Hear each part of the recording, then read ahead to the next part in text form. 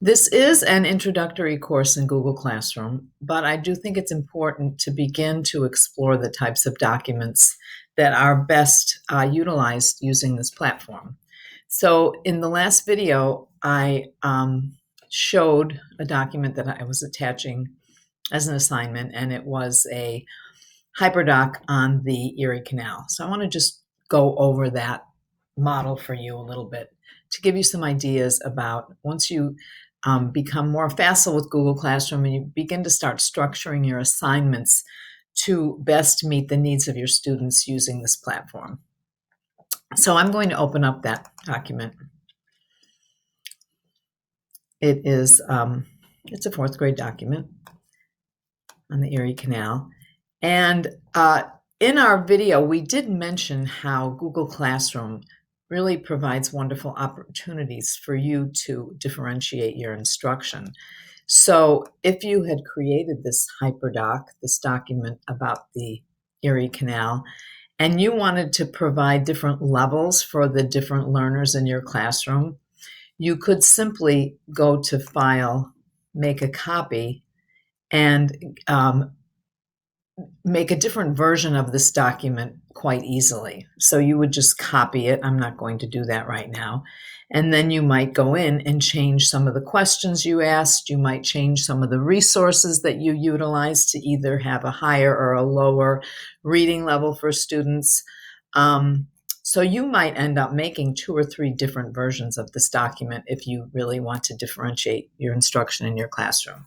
And you would push out those different versions to individual students in your class using Google Classroom, and it would be fairly seamless, and students wouldn't even necessarily know that the version that they received was different from one that their colleagues had received. So let's take a look at this HyperDoc and just see what it's all about. Now, I pointed out to you when I showed you how to attach assignments in Google Classroom that there were 4 separate areas in the lower left-hand corner where you could either attach a file from your computer. Most likely that would be like a PDF that you may have gotten from Engage New York or some other website. There was the icon to link directly to your Google Drive, which is probably the thing that you're going to do most often. The documents that you attach for your students would be Google Docs or Slides or Google Sheets or whatever you had created for your students to complete. There was another icon for a YouTube video that you could attach one or more, as many YouTube videos as you wanted your students to use as a resource for that assignment, or you could attach a hyperlink or more than one hyperlink. So if you begin to utilize, the whole array of resources that are possible given any assignment that you push out, there could be quite a number of attachments or resources listed with that one assignment. If you begin to explore the HyperDoc model, you can actually incorporate all of those resources into one document, as I've done here. So you can see here that this is laid out with a graphic at the top, kind of attention-getting graphic, and then there's a table where in the left-hand column are the resources for students to use to complete this assignment, and in the right-hand column are the tasks that the students are going to complete, and they enter their answers right on this document. And since you're pushing out one document per student, each one will get to answer the questions and turn it into you. Their name will be associated with this document, and so it's really quite a seamless incorporation of this technology. So if we want to look in the left-hand column here, you're going to see that first students are going to read an article, and if you click on that hyperlink, it takes you right to the reading.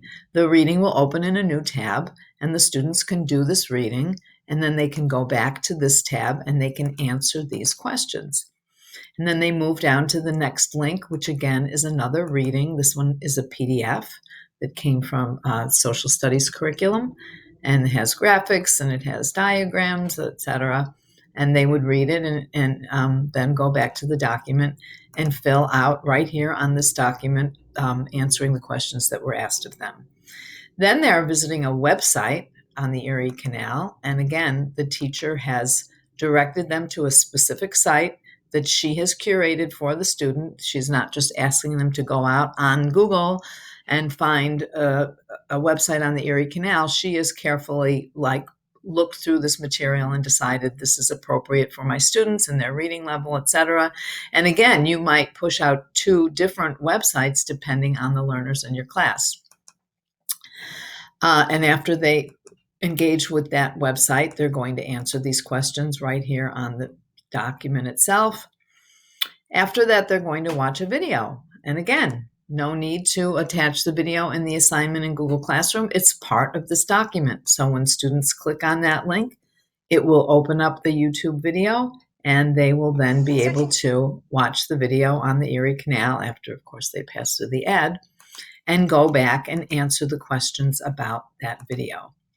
Then they're going to do some higher order thinking here, integrating all of the different things that they've been working with, and answer some questions. And then finally, at the end, the teacher has linked to another YouTube video, which is actually the Erie Canal song, and asked them to answer this question about the lyrics. So this is a really nice example of the type of assignment that you'll probably want to begin to think about as you begin planning your lessons and as you begin to incorporate Google Classroom successfully into your classroom.